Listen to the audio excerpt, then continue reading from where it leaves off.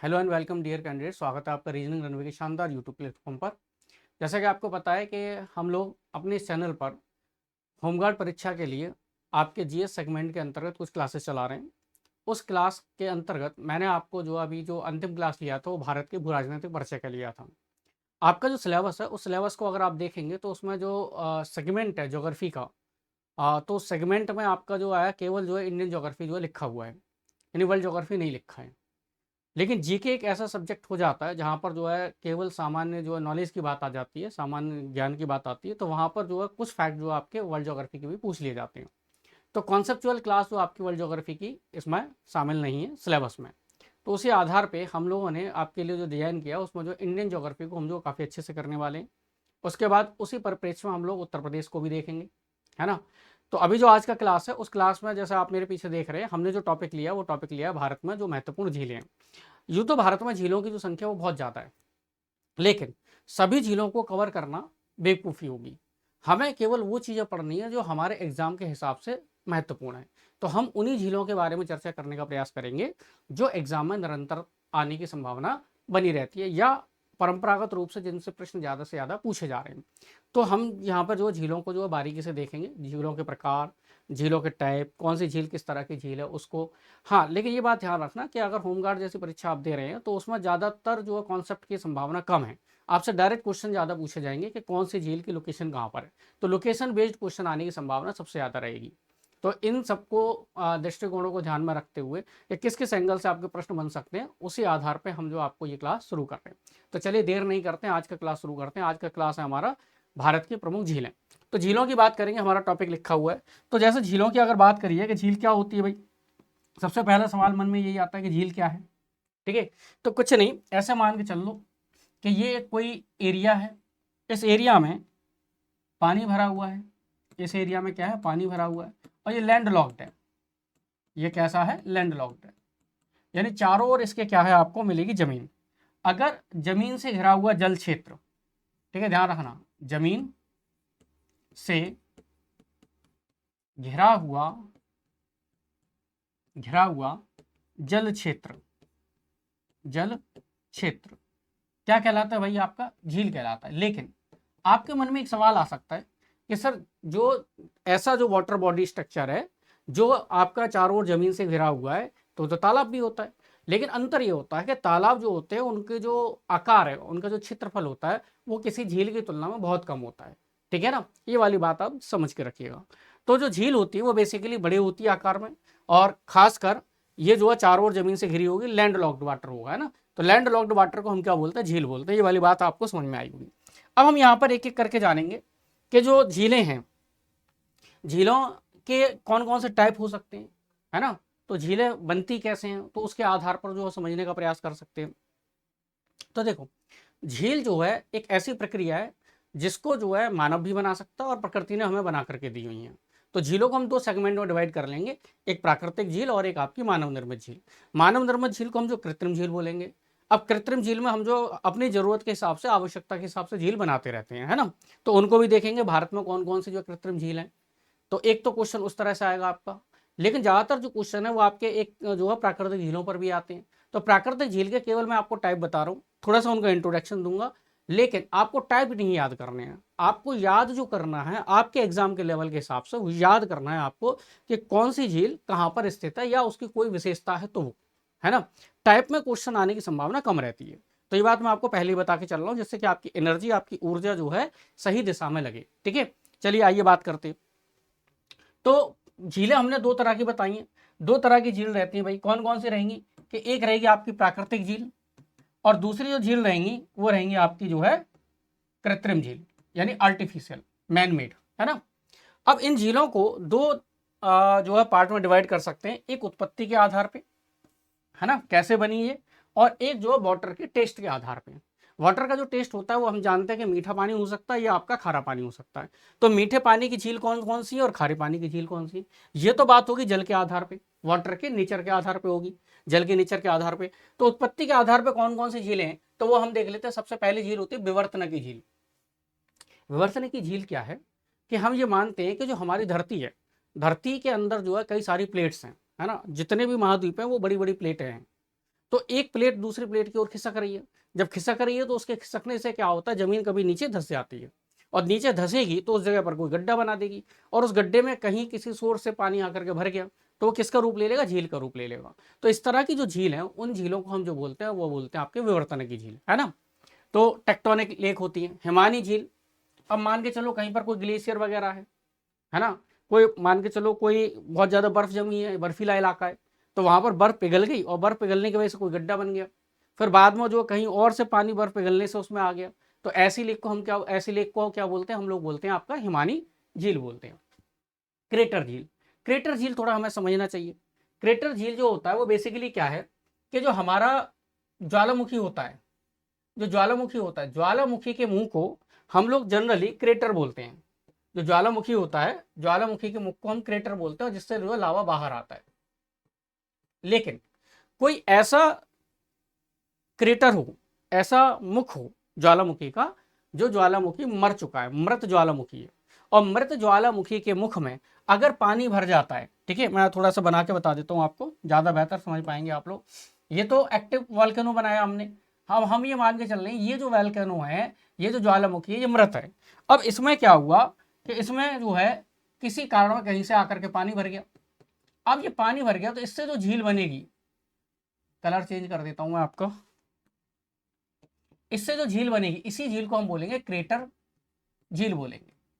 अब क्रेटर झील कौन कौन सी है भारत में वो भी अभी आप जानेंगे। तो क्रेटर लेक आप समझ पाए होंगे, तो क्रेटर लेक आप याद रखना कि ऐसी झील जो ज्वालामुखी, जो मृत ज्वालामुखी हैं, तो उनके मुख में जब पानी भर जाता है, क्रेटर में पानी भर जाता है, तो उस निर्मित झील को हम जो है क्रेटर झील बोलते हैं, ठीक है। इसके बाद आती है लैगून झील। तो लैगून झील क्या होती है भाई, हमें ये भी समझना पड़ेगा लैगून झील क्या है। तो जो हमारा जो तट है, जो इंडिया का तट है, थोड़ा समझाते हैं आपको, फिर उसके बाद सीधे टू द पॉइंट चलेंगे, है ना। देखो ये हमारा इंडिया है। अब इंडिया के इस ओर क्या है, बंगाल की खाड़ी, इधर जो आपका इंडियन ओशन, इधर बंगाल की खाड़ी है, इधर इंडियन ओशन है या हिंद महासागर है, इधर जो आपका अरब सागर है।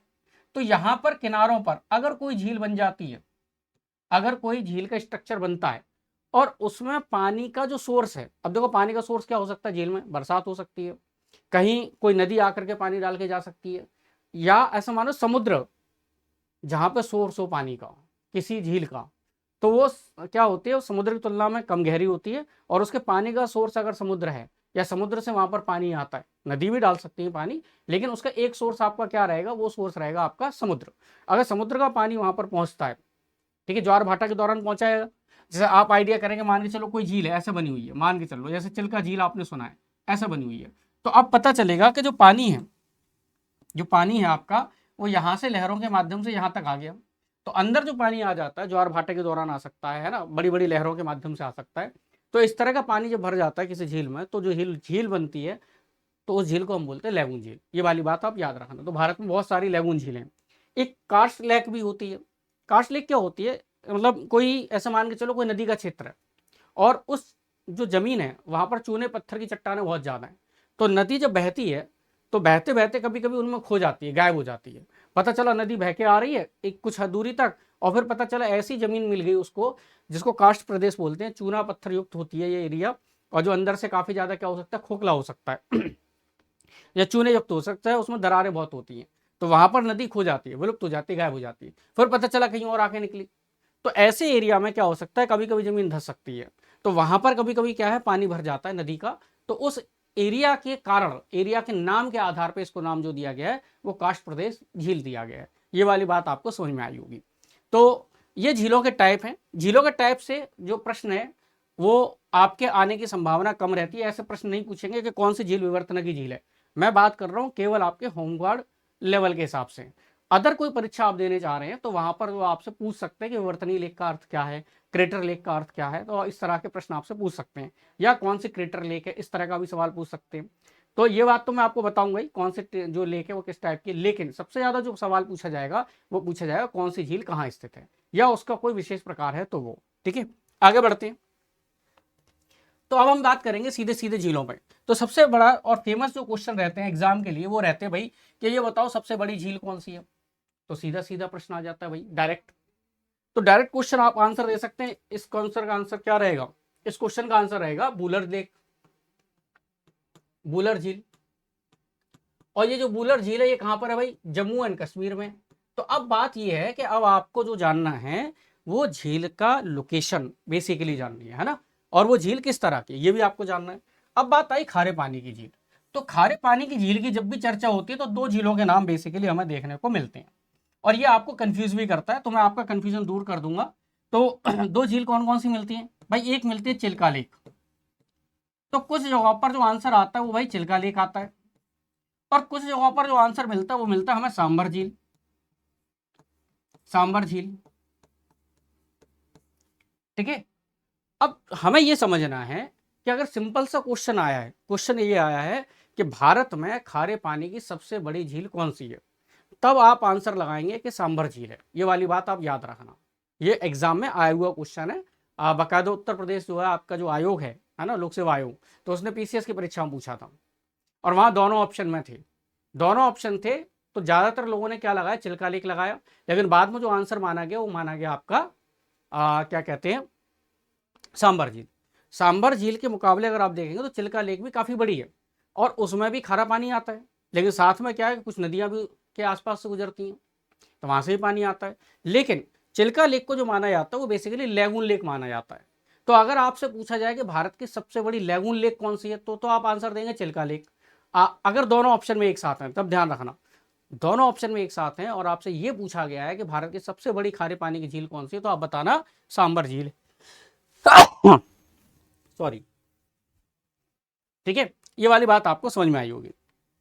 अब जरा अंतर क्या है वो मैंने आपको बताया कि ये जो झील है, ये चिल्का झील जो है, चिल्का झील की खास बात ये है कि ये तटीय झील है।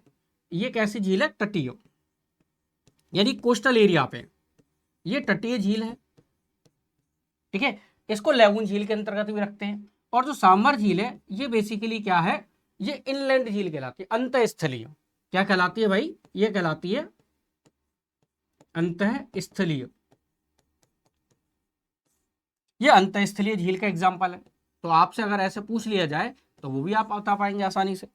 तो दोनों में अगर ऑप्शन में सिंपल क्वेश्चन पूछा गया है कि भारत की जो सबसे बड़ी जो खारे पानी की झील कौन सी है, तो आप बनाएंगे जो है सांबर झील है। लेकिन अगर आपसे पूछा लैगून झील कौन सी है, तो आप बताएंगे चिल्का लेक है। ये वाला पॉइंट आप याद रखना। लेकिन अगर कभी क्वेश्चन ऐसे आ जाए, कभी खारे पानी की सबसे बड़ी झील कौन सी है, ऑप्शन में आपको सांबर मिले ही ना, तो फिर आप जो चिल्का लगा सकते हैं, उसमें कोई दिक्कत नहीं आएगी। ठीक है, आगे बढ़ते। तो ये पॉइंट आपको समझ में आया होगा। भारत की जो सबसे ऊंची झील है, बहुत फेमस क्वेश्चन है एग्जाम का, तो इसको जो है तेओसो लामो झील बोलते हैं, इसीलिए मैंने इसका नाम पहले लिख लिया था क्योंकि अजीब सा नाम है। या इसको हम जो चोलामू लेक बोलते हैं। अब ये जो लेक है, ये लेक जो है आपकी कहाँ पर है, सिक्किम में। ये लेक आपकी जो है सिक्किम में स्थित है, ये वाली बात याद रखना। तो भारत की जो सबसे ऊंची लेक है, उस लेक का नाम है आपका जो है चोलामू लेक। चोलामू का नाम याद रखेंगे आप, तो आपका जो काम हो जाएगा। अब इसके बाद और देखते हैं चीजों को। अब ये कुछ झीलों के नाम जैसे मैंने लिखे हैं आपको, इन झीलों की क्या खास बात है, तो इन झीलों की पहले मैं खास बात बताता हूँ। एक खास बात, कॉमन बात ये है कि ये झीलें कैसी, मीठे पानी की झीलें। कैसी झीलें भैया, मीठे पानी की झीलें। पहली बात, मीठे पानी की झीलें, इनकी कुछ खास बातें भी देखेंगे हम लोग, क्या क्या खास बात हो सकती है। तो बीलर झील जो हम जानते हैं कि सबसे बड़ी झील है, ये सबसे बड़ी झील है, ऑलरेडी मैं इसको बता चुका हूं, सबसे बड़ी झील है। कहां पर है, जम्मू एंड कश्मीर में है। ये आपका रिवीजन हो गया एक तरीके से। अब मेन जो मुद्दा है वो लोकटक झील। तो लोकटक झील जो है ये आपकी मणिपुर में पड़ती है। कहां पड़ती है, मणिपुर में। अब यहां पर लोकटक जो झील है, इसकी कुछ खास बात है, वो आपको समझना चाहिए। तो लोकटक झील में क्या है कि यहां पर आपको क्या मिलता है, यहां पर आपको विश्व का एकमात्र तैरता हुआ नेशनल पार्क मिलता है। ध्यान रखना, यहां पर क्या है, विश्व का एकमात्र तैरता हुआ नेशनल पार्क यानी राष्ट्रीय पार्क आपको देखने को मिल जाता है। ठीक है, राष्ट्रीय पार्क आपको देखने को मिल जाता है। तो आपसे ये पूछ लेते भैया इसका नाम भी बता दो जरा चलते चलते। तो इसका जो नाम है वो आपका केबुल लामजाओ, केबुल लामजाओ इसका नाम हो जाता है। ये आपको याद कर लेना है, ये परीक्षा में खूब पूछा जाता है कि जो केबुल लामजाओ नामक जो नेशनल पार्क है वो कहाँ पर है, तो आप बताएंगे वो लोकटक झील में है। अब जो लोकटक झील है, ठीक है ध्यान रखना, जो लोकटक झील है ये मणिपुर के अंतर्गत आ रही है। अब ये एक चीज के लिए और ज्यादा फेमस है, वो भी आपको समझ लेना चाहिए, काय के लिए और फेमस है भाई, वो भी बता दो चलते चलते। देखो लोकटक झील में यहाँ पर संगाई नामक हिरन बहुत ज्यादा पाया जाता है। यहाँ पर क्या पाया है, संगाई हिरन। तो संगाई नामक जो हिरण है जो विलुप्ति की ओर है, ये हिरण जो पाया जाता है आपका कहाँ पाया जाता है, लोकटक झीलों में पाया जाता है, या आपका केवल लामजाओ के अंतर्गत पाया जाता है। अब आपको मन में ये अगर ख्याल आए कि नहीं ये तैरता हुआ नेशनल पार्क कैसा है, तो जो झील है, झील के ऊपर कुछ खास प्रकार की घास मिलती है, और वो घास अपनी इतनी मोटी परत बना लेती है कि आप उस पर जो अपने घर भी बना सकते हैं।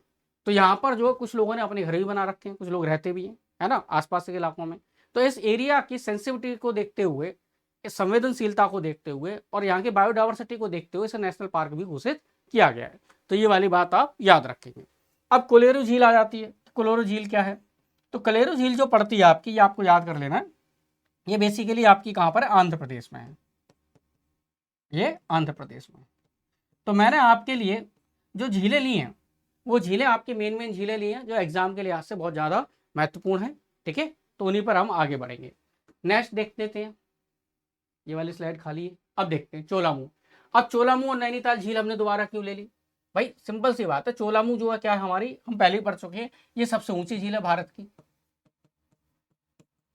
सबसे ऊंचाई पर स्थित झील, ठीक है। कहां पर पड़ती है भाई, सिक्किम में पड़ती है।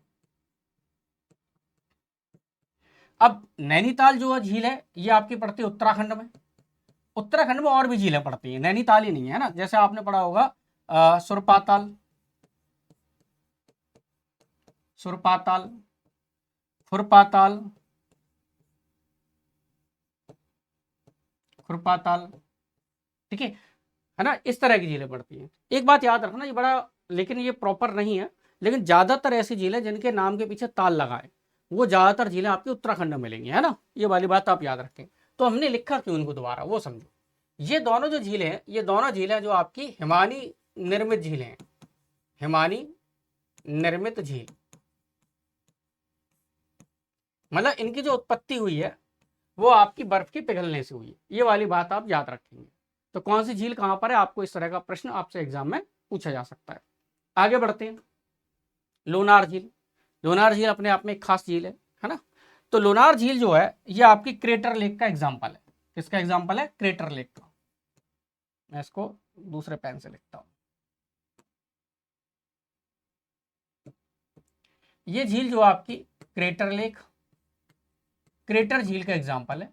और ये जो झील है आपकी, ये पड़ती है आपकी महाराष्ट्र के लोनार में, या इस झील का जो लोकेशन है वो है लोनार, लोनार महाराष्ट्र,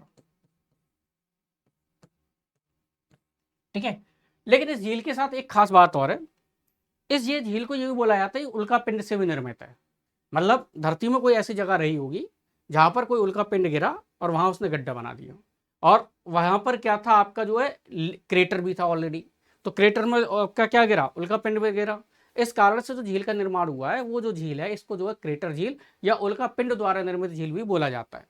तो उल्का झील के भी नाम से जानते हैं इसको, उल्का झील भी बोला जाता है। तो बहुत प्रश्न पूछा जाता है कि भारत में कौन सी क्रेटर झील है या कौन सी उल्का निर्मित झील है, तो आप बता सकते हैं, या आपसे पूछेंगे लोनार झील कहां पर है, तो आपको जो है सारे सवालों के जवाब इस पे मिल जाएंगे आसानी से। आगे बढ़ते हैं, नए झीलों के बारे में बात करते हैं। अब ये खास झीलें हैं जो मैंने आपको लिखी हैं, इन झीलों के बारे में आपको पहले ये पता होना चाहिए हमने लिखा क्यों है इनको एक साथ। तो ये जो झीलें हैं बेसिकली, ये झीलें कहलाती हैं आपकी लैगून झील। कौन सी झील, लैगून।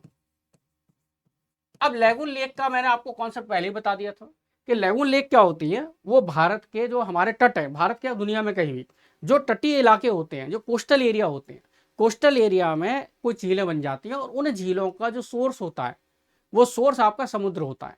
तो ऐसी झीलों को हम क्या बोलते हैं, ऐसी झीलों को हम बोलते हैं आपका लैगून झील, ठीक है। ये वाली बात याद रखना। अब इनमें कुछ खास बातें भी हैं। तो चिल्का झील क्या है, चिल्का झील के बारे में हमने ऐसे पहले ही पढ़ा कि भाई ये सबसे बड़ी क्या है, सबसे बड़ी लैगून झील है। ये पहला पॉइंट आप याद रखना, एक बात।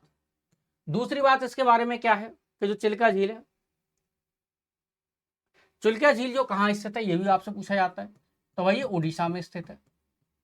तो जो बच्चे नेवी में सेलेक्ट होते हैं, तो नेवी में सेलेक्ट होने के बाद उनकी जो ट्रेनिंग होती है वो कई बार जो है यहाँ पर भी होती है, या देखा जाए तो ज़्यादातर मात्रा में जो आपकी ट्रेनिंग होती है वो आपकी उड़ीसा में कहाँ होती है, आपकी चिल्का लेक में होती है ना। अब पुलिकट झील जो है, पुलिकट झील की बात करें तो ये जो झील पड़ती है आपकी आंध्र प्रदेश,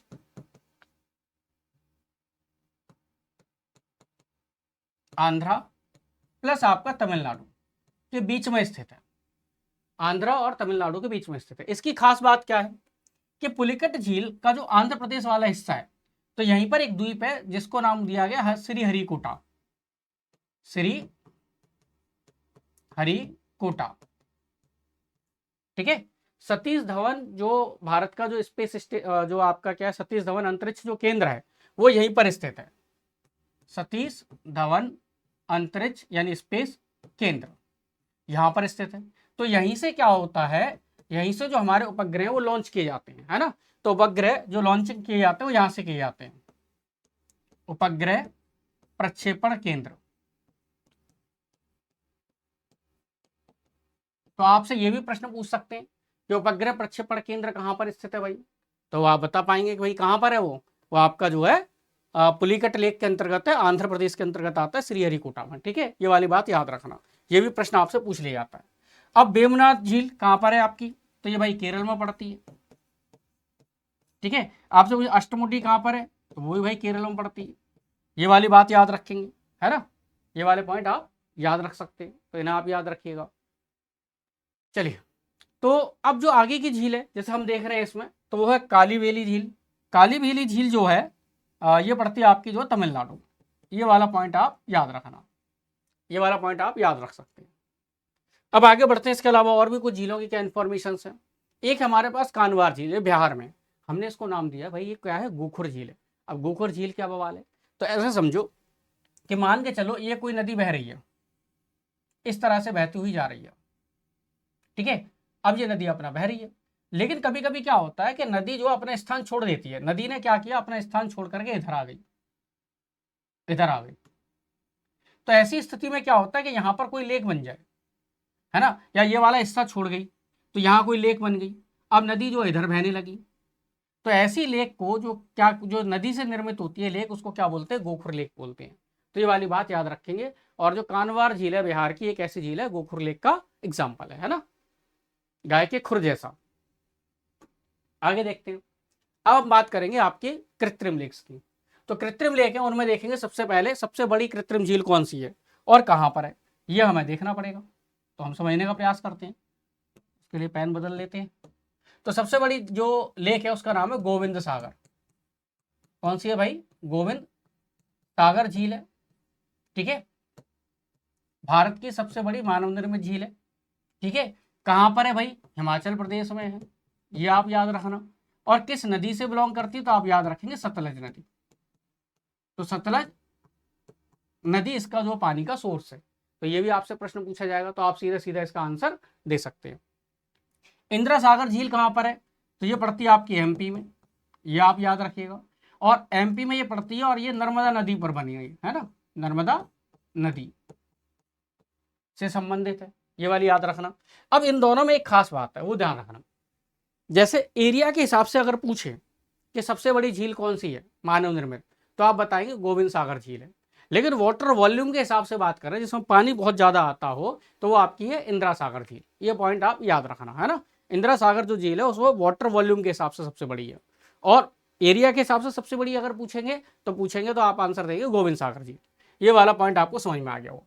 हीराकुंड जो झील है ये भाई उड़ीसा में है, कहाँ पड़ती है, उड़ीसा में, और महानदी पर स्थित है, महानदी पर स्थित है। तो ये जो कुछ नदियाँ जो आपकी जो झीलें हैं वो कैसी हैं, आपकी कृत्रिम झीलें। कुछ और झीलें भी देख लेते हैं चलते चलते। रेहंद झील, तो रेहंद झील आपकी उत्तर प्रदेश की सबसे बड़ी झील है मानव निर्मित, ध्यान रखना। और इस झील का जो एक्चुअल नाम है वो क्या नाम है, वो भी आप समझ लो। यह झील का नाम है गोविंद बल्लभ पंत झील, भी इसी का नाम है, और ये उत्तर प्रदेश के अंतर्गत आती है। तो उत्तर प्रदेश में रेहंद नदी पर स्थित है ये, है ना, और रेहंदी नाम से है, इसका दूसरा नाम रेहन नदी है, सॉरी रेहन झील है, और इसका जो एक्चुअल नाम है वो क्या है आपका, गोविंद बल्लभ पंत झील। ठीक है, ये उत्तर प्रदेश की सबसे बड़ी झील है, तो उत्तर प्रदेश की आपके पेपर में है। अब दूसरी आती है नर्मदा सरोवर झील, तो ये आपकी जो नर्मदा नदी पर है, नर्मदा नदी पर ही है, लेकिन कहाँ पर है भाई, ये आपकी गुजरात के अंतर्गत आती है। ये पॉइंट आप याद रख सकते हैं, किसके अंतर्गत आएगी भाई, गुजरात के अंतर्गत आएगी। जयसमंद झील, ये एक ऐतिहासिक झील है, मतलब ये काफी पुरानी झीलों में से एक है ना, तो भारत की बहुत पुरानी झील है, जयसमंद झील है, राजस्थान के अंतर्गत आती है। ठीक है, ये किसके अंतर्गत आती है भाई, राजस्थान के अंतर्गत आती है, और ये एक ऐतिहासिक झील है।